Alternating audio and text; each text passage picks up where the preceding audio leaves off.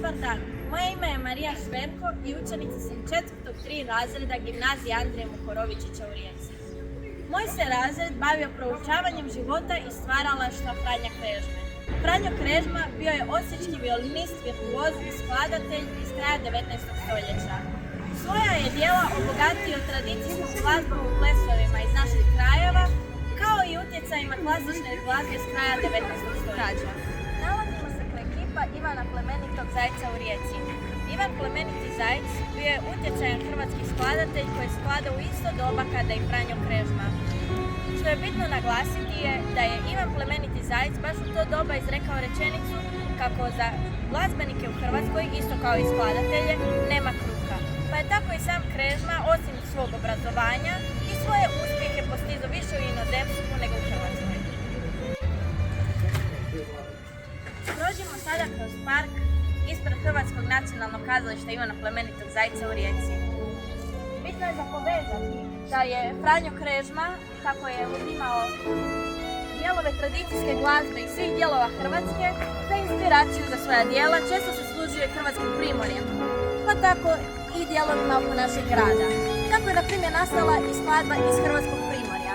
A ako nastavimo dalje gledati kroz njegov život, on je već sa 13 godina završio Bečki konzervatorij, a veliku slavu stekao je upravo sa 17 i 18 godina širom Europe. To je moglo utjecati na brojne današnje skladatelje i glazbenike, pa tako i na jednu od mojih dragih prijateljica iz razreda, prema kojoj sada idemo, pa ćemo ju pitati kako je to točno Krežma utjecao na nju.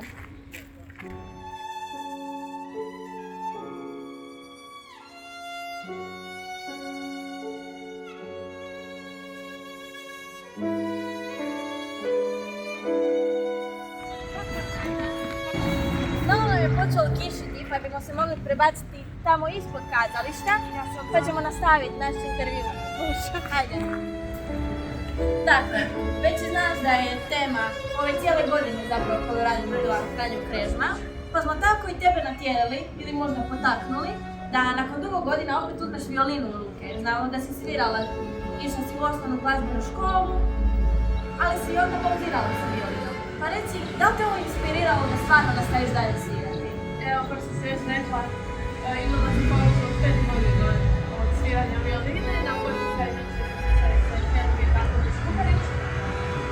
Sad ponovno uzela violinu u ruke, pa inspiriralo me zato kao što je rekla. Znači, Franjo Krežma je jedan od najboljih hrvatskih violinista, uz koju i virtuoz, te njegova djela su jako zahtjevna. Evo, ja sam pokušala u videu odsvirati nekoliko tonova, nadam se da to dobro